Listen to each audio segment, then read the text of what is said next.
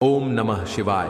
हर हर महादेव। दोस्तों, पूज्य गुरुजी ने अभी अपनी कल की शिव महापुराण की कथा में सोमवार गणेश चतुर्थी के दिन किया जाने वाला एक हरा दूर्वा का एक ऐसा विशेष उपाय बताया है जो उन्होंने आज तक अपनी किसी भी कथा में नहीं बताया है।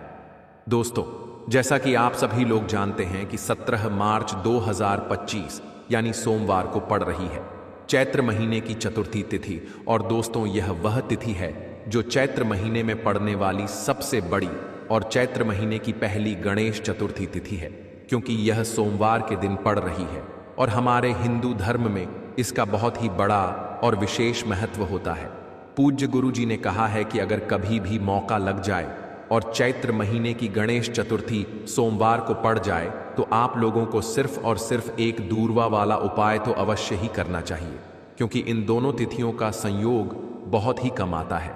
यह उपाय इतना खास है कि अगर आपने सही मुहूर्त पर सही क्रिया अनुसार एक दूर्वा वाला उपाय कर लिया, जो प्राचीन काल के समय का महा उपाय है, तो मान के चलिए दोस्तों, महादेव जी के आशीर्वाद से आपके जीवन का कितना ही बड़ा दुख हो, उससे आपको मुक्ति मिल जाएगी।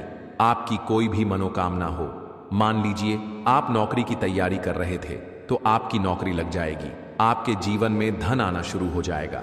आपके जीवन में धन आने के नए नए रास्ते खुल जाएंगे। और मान के चलिए दोस्तों, फिर आपको किसी भी प्रकार की परेशानी का सामना नहीं करना पड़ेगा। इसीलिए दोस्तों, 17 मार्च सोमवार के दिन आप लोगों को इस वाले उपाय को जरूर कर लेना है।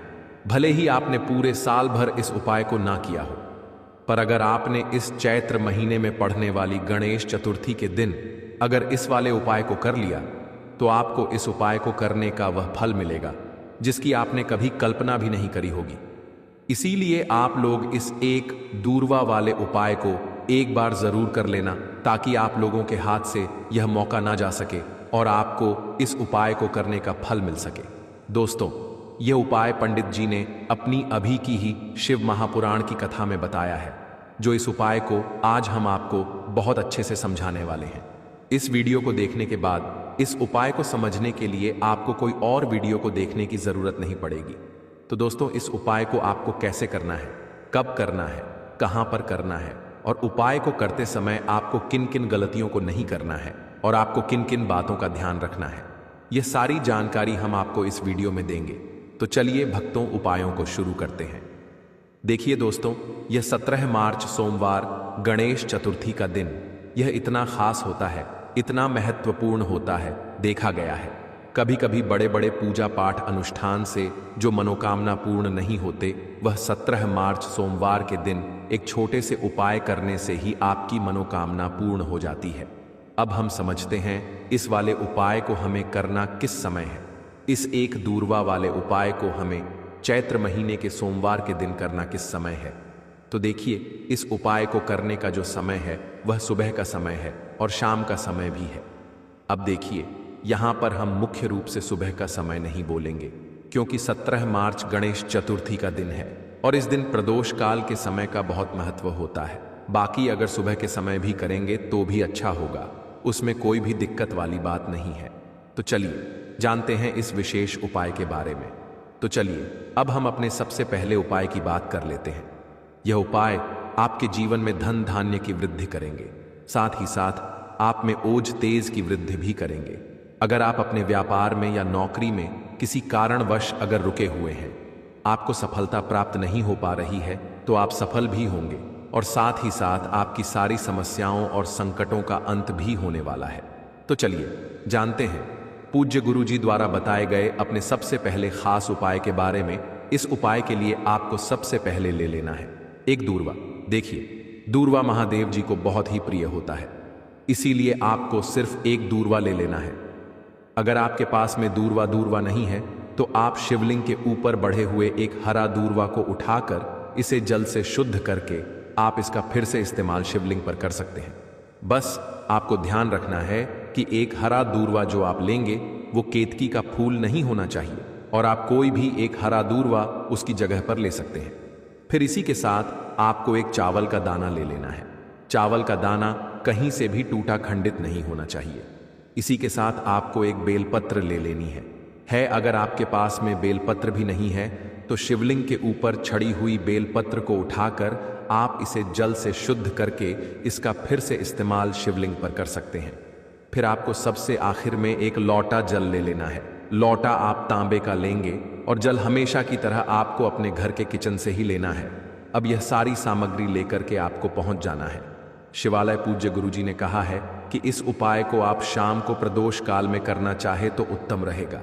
अब देखिए, अब जो ये तीनों सामग्री आपके पास में है, इनको लेकर के आपको पहुंच जाना है। शिवालय और एक बेलपत्र को ले गए हैं और एक चावल का दाना जो आपके पास में है और एक हरा दूर्वा का फूल जो आप साथ में लेकर गए हैं। इन तीनों सामग्रियों को एक एक करके आपको इसी एक लोटे जल में डाल देना है। ये तीनों सामग्री आप शिवलिंग के सामने ही इस एक लोटे जल में डालिए। अब आपका यह एक लोटे जल का मिश्रण तैयार हो गया। अब इस एक लोटे जल के मिश्रण को आप धीरे धीरे शिवलिंग के ऊपर समर्पित करते जाएंगे और लगातार ओम नमः शिवाय या श्री शिवाय नमस्तुभयम दोनों में से किसी भी एक मंत्र का आप स्मरण करते जाएंगे। पूज्य गुरुजी ने कहा है कि जल आपको बिल्कुल धीरे धीरे समर्पित करना है और जल समर्पित करते हुए आप कम से कम 108 बार इस मंत्र का आप स्मरण जरूर कर लें। आप चाहे तो श्री शिवाय मंत्र का स्मरण कर लें और चाहे तो ओम नमः शिवाय मंत्र का स्मरण कर लें।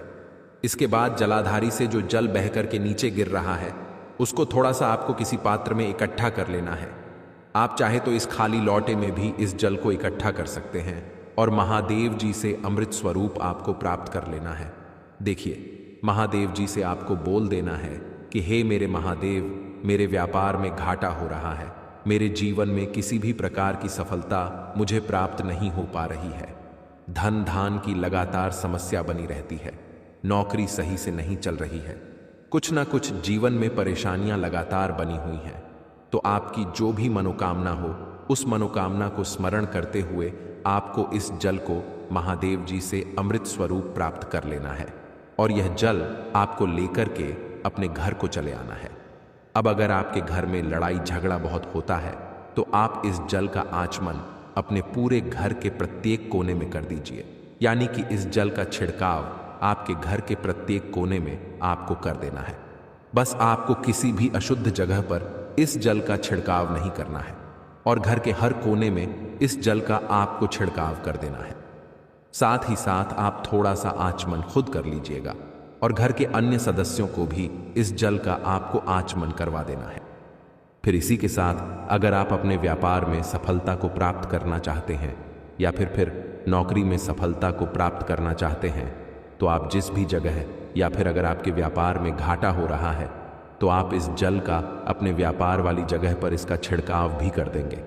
फिर आपके जीवन में किसी भी प्रकार की अगर समस्या है तो आप इस जल का आचमन खुद कर लेंगे।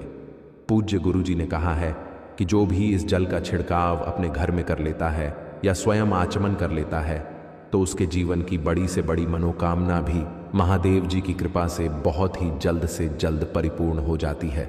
अब जानते हैं